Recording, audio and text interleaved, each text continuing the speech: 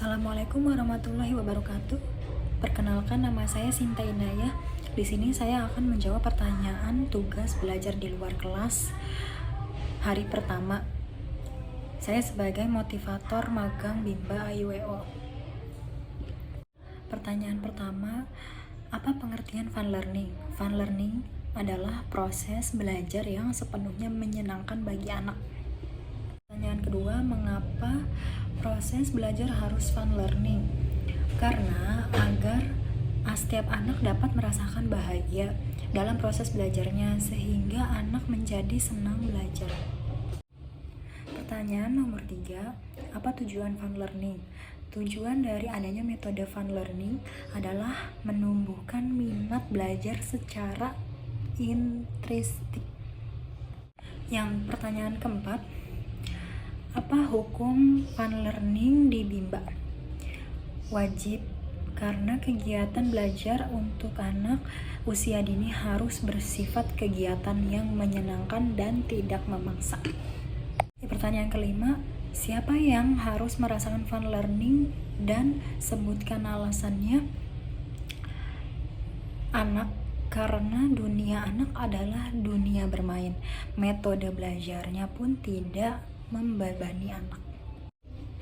Siapa yang harus menciptakan fun learning dan sebutkan alasannya? Yang harus menciptakan fun learning adalah motivator. Karena motivator menciptakan suasana belajar yang menyenangkan. Bagaimana cara menciptakan fun learning?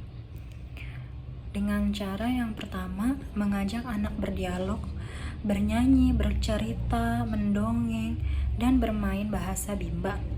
Yang kedua, melakukan evaluasi afeksi setiap saat.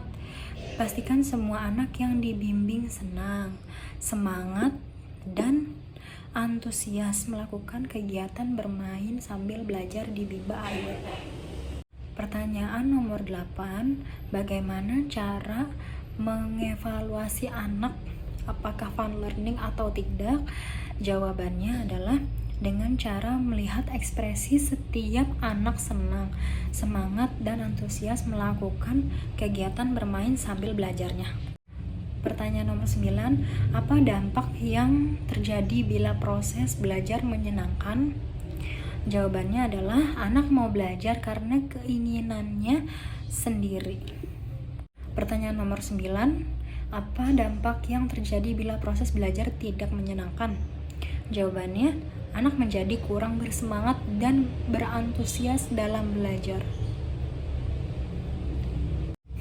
Yang bagian B, jawablah pertanyaan mengenai metode small step system berikut ini. Yang pertama, apa pengertian small step system?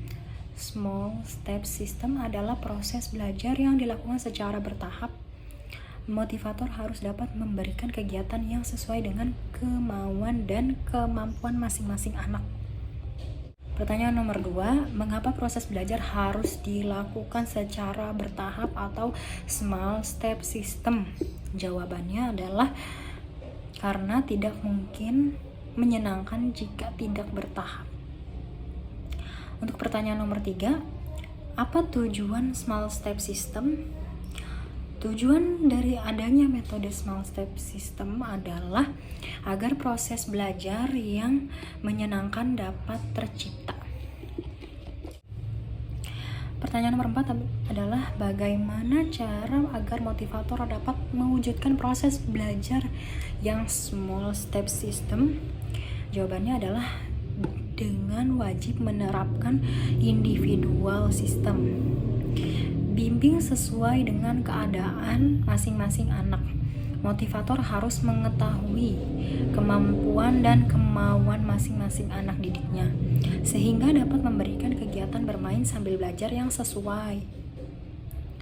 Nomor 5, pertanyaannya, apa dampak yang terjadi bila proses belajar small step system? Semua anak akan senang, bahagia, dan dapat menikmati kegiatan belajarnya. Pertanyaan nomor 6 adalah apa dampak yang terjadi bila proses belajar tidak small step system? Jawabannya adalah proses belajar tidak mungkin menyenangkan jika tidak bertahap, sehingga anak akan merasa tidak senang dan tidak dapat menikmati kegiatannya.